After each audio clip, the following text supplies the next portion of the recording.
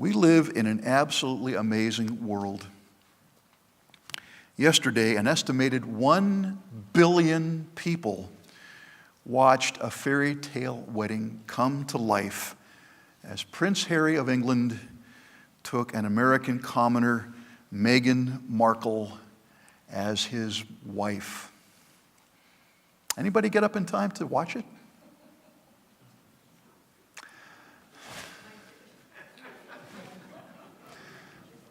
A couple of us did.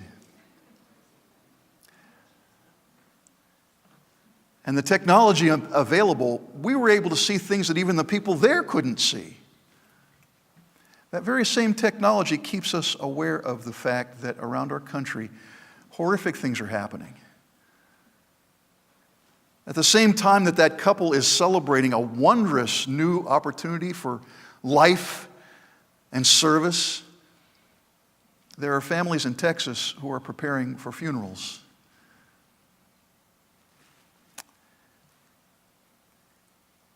How do we navigate a world that at the same time tells us you can be anything you put your mind to, while at the same time protect yourself at all costs because you never know what might happen?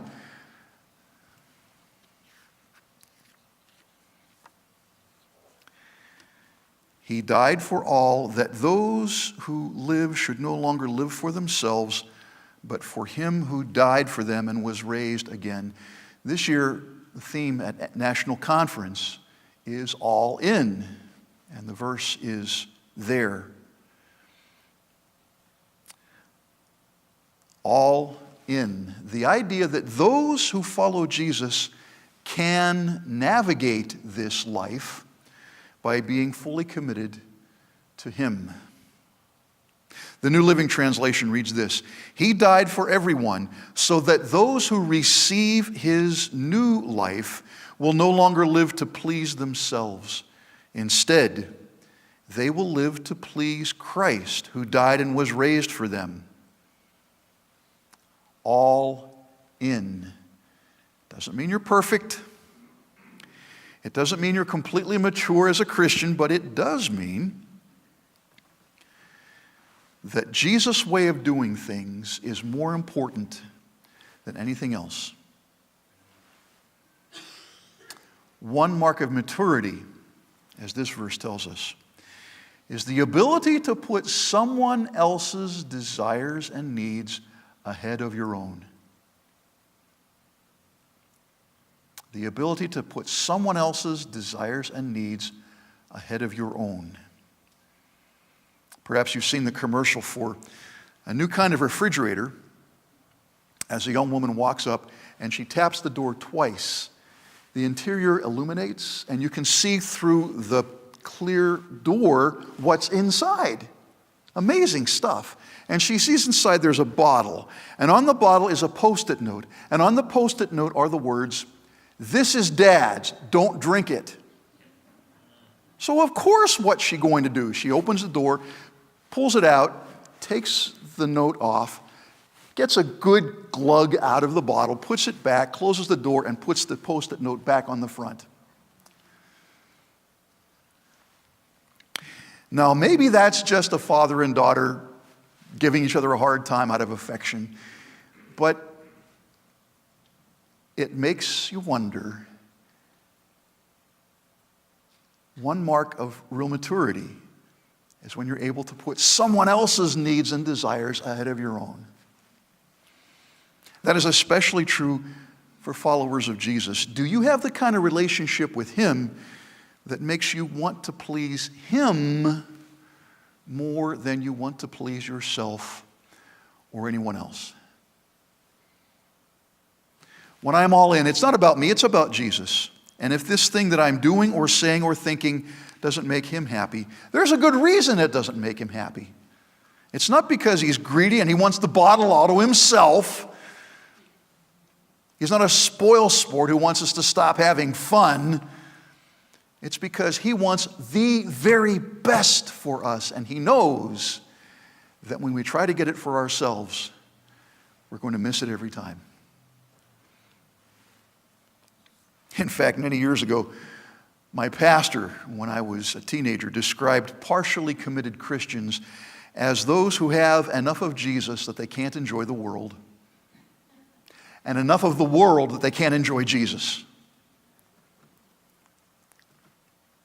Pastor John Ortberg compares submitting to Jesus to driving a car. He says this: when it was time to take our first child home from the hospital, we put her in the car seat in the back of the car, and then I got in the front seat to drive. She was so small that even the baby seat was way too big. She looked so fragile to me that I drove home on the freeway going 35 miles an hour with the hazard lights flashing the whole time. That first day when your child is in the car with you is a scary day. Anybody want to know what the next really scary day is with your kid in the car? It's when they turn 16.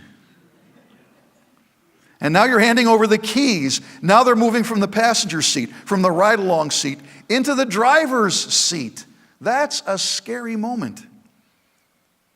It really is a big moment in your life when you hand someone else the keys. Up till now, I've been driving. I choose the destination. I choose the route. I choose the speed. But if we're going to change seats, if you're going to drive, I have to trust you. It's all about control. Whoever is in this seat is the person in control. He goes on. A lot of people find Jesus handy to have in the car as long as he's in the ride-along seat, because something may come up where they require his services. Jesus, I have a health problem and I need some help. I want you in the car, but I'm not sure I want you driving. If Jesus is driving, I'm not in charge of my life anymore. If he's driving, I'm not in charge of my wallet anymore. Now it's his wallet, and that's scary. If Jesus is driving, I'm not in charge of my ego. I don't have the right to satisfy every self-centered ambition of mine. Now it's his agenda. It's his life. I'm not even in charge of my mouth anymore. I don't get to gossip or flatter or cajole or deceive or rage or intimidate or manipulate or exaggerate. I get out of the driver's seat and I hand the keys over to him. But when I do, I am more alive than ever before. But it's not my life anymore. It's his now. All in.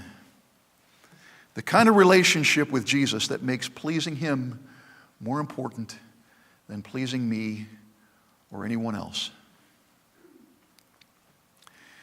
Most of us are familiar with Johnny Erickson Tada.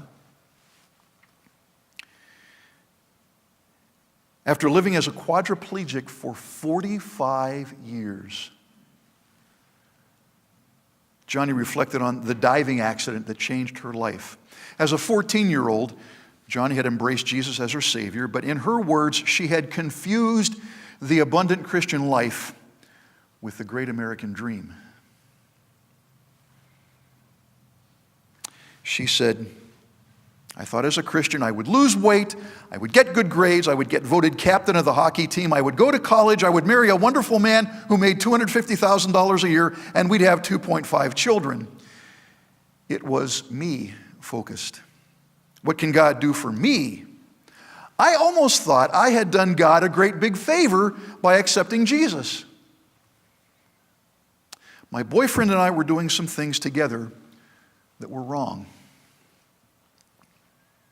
In April 1967, I came home from a sordid Friday night date, and I cried, oh God, I am staining your reputation by saying I'm a Christian, and yet doing one thing on a Friday night and something else on a Sunday morning. I'm a hypocrite, and I want you to change my life. Please do something in my life that will jerk me right side up, because I'm making a mess of the Christian faith in my life, and I don't want to do that. I want to glorify you. 3 months later, I had the diving accident. Quadriplegic, totally dependent and helpless. I can imagine someone saying, before I let myself get to that state, I would kill myself. And Johnny tried, but she was so helpless she couldn't even do that. She goes on, immediately after the accident, Johnny told God, I will never trust you with another prayer. I prayed, and you see what happened to me? I wonder, at that point, would you have believed that God was punishing Johnny for misbehaving on her Friday night dates? That's a tempting thought. You were bad, you're being punished.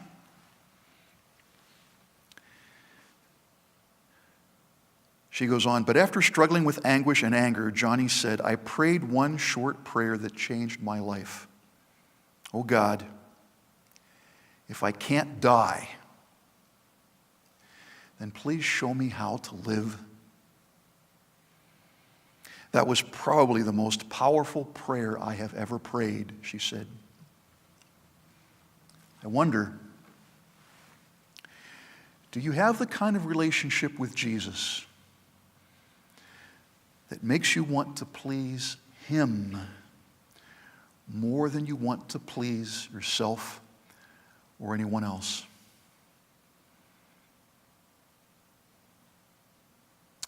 He loves you that much that He wants that kind of relationship with you. Pray with me.